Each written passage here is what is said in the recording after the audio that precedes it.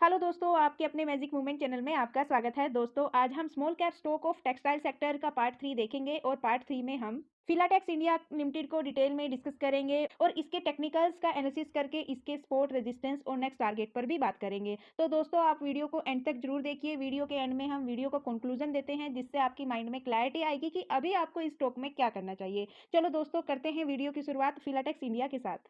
दोस्तों, Filatex India limited manufacturing and trading करता है सिंथेटिक यार्न्स और टेक्सटाइल में। यानी दोस्तों, ये मैन मेड फैब्रिक बनाता है और उसको ही ट्रेड करता है। और दोस्तों, सिंथेटिक फैब्रिक में ये मार्केट का लीडर है। इस कंपनी का मार्केट कैप 2777 सीआर, इसका स्टॉक पी 25.1, इसका स्टॉक पी अंडर वैल्यूड है अपने सेक्टर के कंपैरिजन में। इसका आरओसी 12.6%, आरओई 9.61%।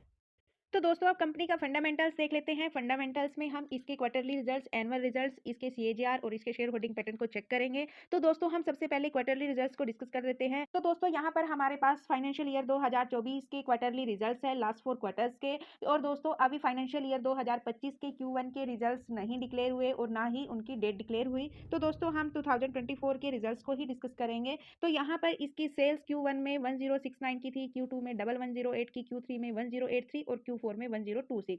तो दोस्तों, अगर बात करें ओवरऑल Q1 के कंपैरिजन में सेल Q4 में डाउन गई। और दोस्तों, बात करें नेट प्रॉफिट की, तो नेट प्रॉफिट Q1 में 18 सीआर का, Q2 में 23 सीआर का अब गया, Q3 में 35 सीआर का और Q4 में कांस्टेंट रहा। तो दोस्तों, सेल डाउन गई ओवरऑल, लेकिन नेट प्रॉफिट ओवरऑल इंक्रीज गए। और दोस्तों, इसके ओपीएम परसेंटेज की बात करें तो 4 से 5, 5 से 7, 7 से 6। तो दोस्तों, Q3 के कंपैरिजन में Q4 में थोड़ा सा ओपीएम डाउन गया, लेकिन ओवरऑल ओपीएम परसेंटेज भी इंक्रीज गए। और बात करें अर्निंग पर शेयर की, तो Q1 में 0.40 पैसे था और अभी 0.78 पैसे। और अर्निंग पर शेयर भी कंटिन्यूसली इंक्रीज हो रहा है क्यू ऑन क्यू बेसिस पर। तो दोस्तों, overall Q on Q basis पर नंबर अच्छे हैं। सेल्स थोड़ी सी डाउन है, बाकी नेट प्रॉफिट और प्रॉफिट मार्जिन और ईपीएस सब इंक्रीज हो रहा है। और अब इसके एनुअल रिजल्ट्स भी चेक कर लेते हैं लास्ट 4 ईयर के, 2021, 22, 23, 24। सेल्स 2021 में 2227 और 2022 में 3828 और 2023 में 4304 और 2024 में 4286। तो दोस्तों, ओवरऑल सेल इंक्रीज है, लेकिन 2023 के कंपैरिजन में 2024 में डिक्रीज है। तो बात करें इसके नेट प्रॉफिट की, 2021 में 166 के नेट प्रॉफिट थे, 2022 में 303, 2021 का डबल हो चुका है यहाँ पर। और दोस्तों, 2023 में 22 का 1/3 हो गया है, ओनली 90। और 2024 से 111। दोस्तों, यहाँ पर देखेंगे कि ये नेट प्रॉफिट इतने अप्स और डाउन क्यों हैं, इसके लिए हम जाएंगे इसके ओपीएम परसेंटेज पर। तो दोस्तों, 2021 में इसका प्रॉफिट मार्जिन 16% था और 2022 में 14%, 2023 में ओनली 5% और 2024 में थोड़ा सा इंक्रीज हुआ 6%। इसलिए दोस्तों, इसके जो नेट प्रॉफिट्स हैं वो डाउन गए 2023-24 में 21 और 22 के कंपैरिजन में। और दोस्तों, कंपनी डिविडेंड भी पे आउट करती है। इसका डिविडेंड पे आउट परसेंटेज 2021 में 5%, 22 में ओनली 1%, 23 में 7% और 24 में 8%। लास्ट 2 ईयर से डिविडेंड पे आउट परसेंटेज भी इंक्रीज हुआ है। तो दोस्तों, ओवरऑल एनुअल बेस पर भी नंबर मिक्स है। सेल अप है, लेकिन प्रॉफिट डाउन है, ओपीएम परसेंटेज डाउन है। तो दोस्तों, क्यू ऑन क्यू बेसिस पर भी और वाई ऑन वाई बेसिस पर नंबर मिक्स आ रहे हैं, लेकिन ओवरऑल कंपनी ग्रो कर रही है। और अब कंपनी की बैलेंस शीट देखते हैं। बैलेंस शीट में हम इसके डेब्ट को देखेंगे, 2021 से लेकर 24 तक देखेंगे। इसका 2021 में इसके ऊपर डेब्ट 88 सीआर का था और 22 में ये 358 का हो चुका है, 23 में डाउन गया 304 का और 24 में भी उससे भी डाउन गया 233 का। यानी कंपनी लास्ट 2 ईयर से अपने डेब्ट को डिक्रीज कर रही है, जो कि बहुत अच्छी बात है।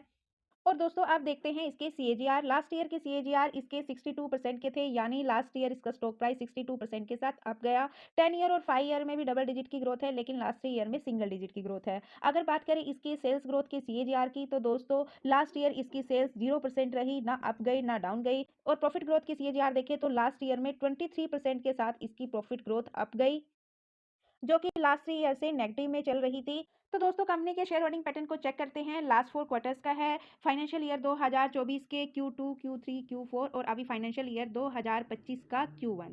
तो दोस्तों, यहाँ पर प्रमोटर्स 64.76% से सेम एज इट इज बने हुए हैं। एफआईज 5.95% से 5.20। यहाँ पर ओवरऑल एफआईज ने प्रॉफिट बुकिंग की। और दोस्तों, डीआई 0.03% से 2.35% और यहाँ पर डीआईज ने बाइंग की। तो लास्ट 2 क्वार्टर से कांस्टेंट बनी हुई है। Q4 में ही डीआईज ने बाइंग कर ली थी।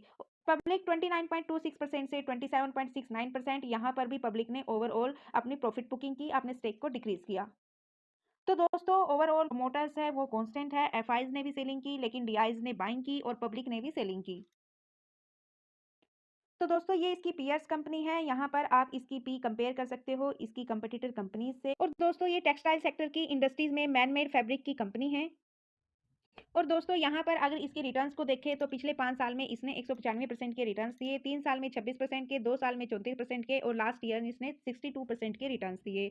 और बात करें इसके ओवरऑल रिटर्न्स की तो दोस्तों अगस्त 2011 से लेकर अब तक इसने 1463% के रिटर्न्स दिए। दोस्तों इस शेयर का जो लो प्राइस था ₹1.10 था और ऑल टाइम हाई इसका ₹78 और अभी ये ₹62.61 पर ट्रेड कर रही है। और दोस्तों ये एक स्मॉल कैप कंपनी है जिसमें हाई रिस्क है। तो दोस्तों आप बात करते हैं ऑर्डर की। दोस्तों इसकी सब्सिडरी कंपनी फिलाटेक फैशन को मंडे को एक्सपोर्ट ऑर्डर मिला था यूएसडी 55 मिलियंस का, यानी इंडियन 293 सीआर का। तो दोस्तों उसके कारण इसके शेयर में भी तेजी आई थी कल, लेकिन आज शेयर थोड़ा डाउन आया।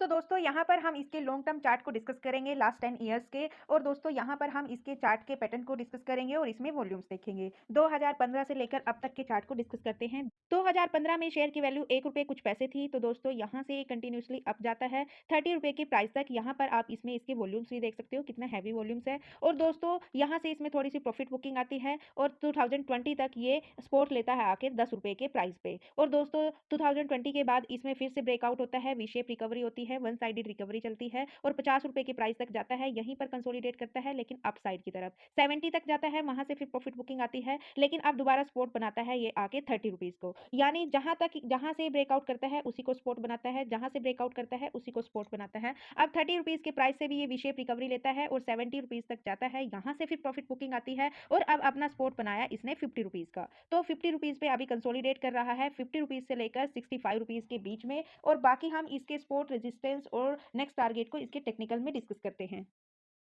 तो दोस्तों ये इसका टेक्निकल चार्ट है, यहाँ पर हम सपोर्ट, रेजिस्टेंस और नेक्स्ट टारगेट की बात करेंगे। अभी हमने इसके लॉन्ग टर्म के चार्ट पैटर्न को डिस्कस किया। तो दोस्तों अब बात करते हैं इसमें जो कल तेजी आई थी, वो अभी हमने डिस्कस किया कि जो इसकी सब्सिडरी कंपनी है फिलटेक फैशन, उसको ऑर्डर मिला था 293 का, इसलिए इसके शेयर में भी तेजी आई थी। लेकिन आज इसके शेयर में प्रॉफिट बुकिंग आई ₹65 के प्राइस से और अभी जो स्टॉक ट्रेड कर रहा है वो ₹62.19 पर कर रहा है अपने सपोर्ट और रेजिस्टेंस के बीच में। जो इसका फर्स्ट सपोर्ट रहेगा वो ₹54.61 रहेगा, सेकंड सपोर्ट जो रहेगा वो ₹35.06 रहेगा, इसका ऑल टाइम हाई ₹77.54। तो दोस्तों अब बात करते हैं इसके नेक्स्ट टारगेट की।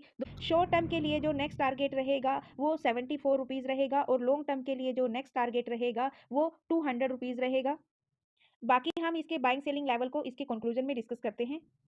दोस्तों हमने इसका बिजनेस डिस्कस किया, इसके बेसिक फंडामेंटल्स को डिस्कस किया, इसके टेक्निकल चार्ट को स्टडी किया, इसके शेयर होल्डिंग पैटर्न को चेक किया। कंक्लूजन दोस्तों अगर कोई इस कंपनी में इंटरेस्टेड है और फ्रेश बाइंग करना चाहता है या फिर एड ऑन करना चाहता है तो दोस्तों मेरे ओपिनियन से आपको अभी इसमें फ्रेश बाइंग करने के लिए वेट एंड वॉच करना पड़ेगा Q1 के रिजल्ट्स का या फिर इसके इसके स्पोर्ट पर आने का।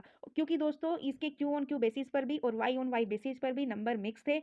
और दोस्तों अगर किसी के पास इस कंपनी का स्टेक है, प्रॉफिटेबल है, प्रॉफिट बुकिंग करना चाहता है तो दोस्तों वो अपने रिस्क और रिटर्न के अनुसार कर सकता है और चाहो तो दोस्तों इसके रेजिस्टेंस के ब्रेक होने का भी वेट कर सकता है, नहीं तो Q1 के रिजल्ट्स का भी वेट कर सकता है। तो दोस्तों ओवरऑल इसमें अभी बाइंग और सेलिंग के लिए प्रॉपर टाइम नहीं है। अगर आप होल्ड रखना चाहो तो कर सकते हो और चाहो तो आप इसको लॉन्ग टर्म के लिए रख सकते हो क्योंकि इसके फंडामेंटल्स ठीक हैं और एफआईज डीआईज की इसमें बाइंग है। आने वाले टाइम में ये आपको मल्टीबैगर रिटर्न्स दे सकता है। लेकिन दोस्तों ये वीडियो एजुकेशनल पर्पज से है, मेरी तरफ से किसी भी स्टॉक के लिए कोई रिकमेंडेशन नहीं है। तो दोस्तों ये था small cap stock of textile sector का पार्ट 3 जिसमें हमने फिलटेक्स इंडिया को डिटेल में डिस्कस किया। तो दोस्तों यदि आपको वीडियो पसंद आए, यदि वीडियो से कुछ सीखने को मिला तो प्लीज वीडियो को लाइक कीजिए, शेयर कीजिए और कमेंट कीजिए। और दोस्तों यदि आप चैनल पर नए हो तो चैनल को सब्सक्राइब कीजिए, बेल आइकन को प्रेस कीजिए। और दोस्तों यदि आपको वीडियो में कुछ कमी नजर आए तो प्लीज उसका भी फीडबैक दीजिए, मुझे आपके फीडबैक और कमेंट का इंतजार रहेगा। और दोस्तों अब मिलते हैं पार्ट 4 में जिसमें हम फाइबरवेट इंडिया को डिटेल में डिस्कस करेंगे। तब तक के लिए बाय बाय दोस्तों।